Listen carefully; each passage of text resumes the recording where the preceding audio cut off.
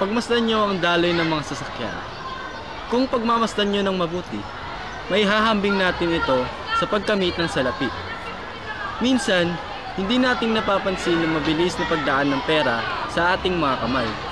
Katulad ng jeep na hihinto sa sidewalk upang magsakay ng pasahero at ibababa din makaraan ng maraming minuto. Parang salapi, panandalian lamang ang pagdapo nito sa ating palad. Hindi natin matiis ang paggastos nito. Katulad ng pagsakay sa jeep, kailangan din nating bumaba sa dapat nating tunguhan. Hindi pwedeng tumaga sa atin ang salapi, kundi ay wala itong patutunguhan. Kung hindi natin gagastusin ng salapi, hindi tayo makakapagkonsumo. Maaari tayong hindi makakain o kaya'y mamatay. Ang salapi ay nagpapaikot sa mundo. Ngunit bukod sa pagpapaikot sa mundo, ano pa nga ba nagagawa nito?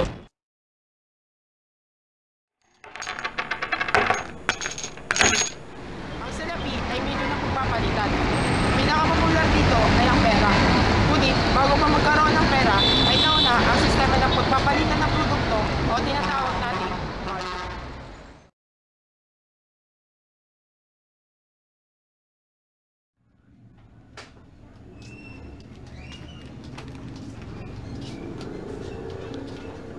Tao po.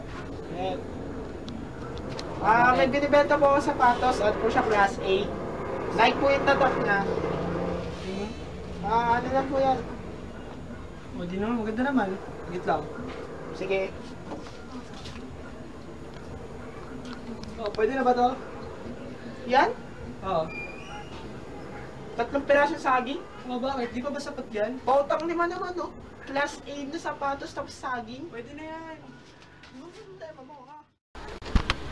Kaya tinanggal ang barter ay dahil sa di pantay ang pagpapalitan ng produkto dito. At sa kasalukuyan, pinalitan ito ng pera. Ngunit ano nga ba ang magiging epekto kung maraming pera ang umiikot sa ating lipunan? Naging gumanda ba sa akin? Pati pa sa akin! Sabi kong pera! Anong gagawin ko dito? Makabili kaya sa akin.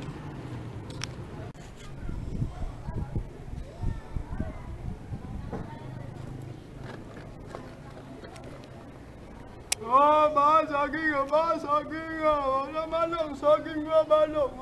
Saging! 45, 55 ng kilo! Saging!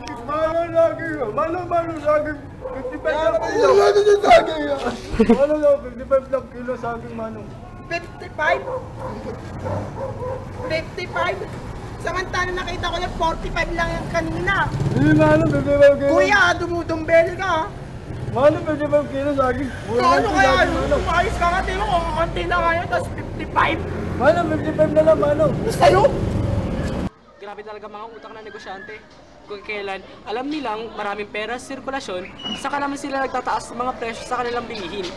Kaya sa ngayon, ano nga ba yun? At sa sitwasyong ito, pinapatupad ng Bangko Sentral ang tight money policy. Ano nga ba yung tight money policy? Di ba nilulukot yung pera tas pak?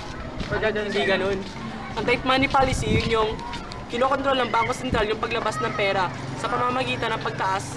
Tinataasan nila yung interest rate sa perang nilalabas nila. Ngunit ano naman ang magiging epekto kapag kaunti lang ang pera sa sirkulasyon?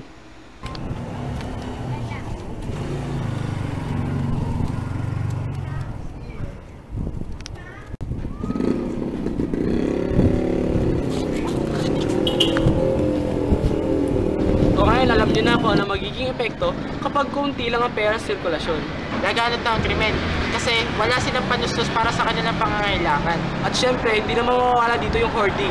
Kaya sa ganitong sitwasyon, pinapatupad ng Bangko Sentral ang easy money policy. Yun yung patuloy sila naglalabas ng pera.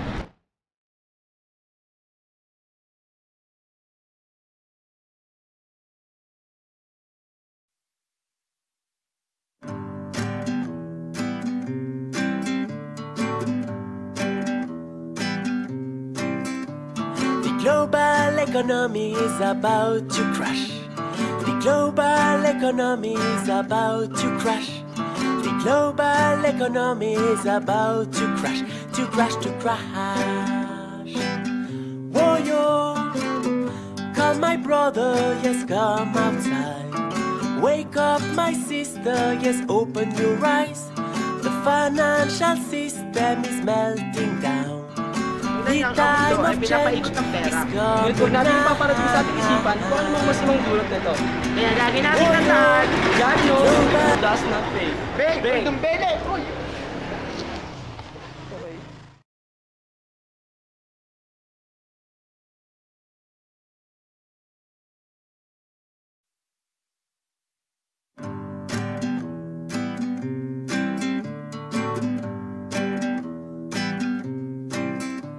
The global economy is about to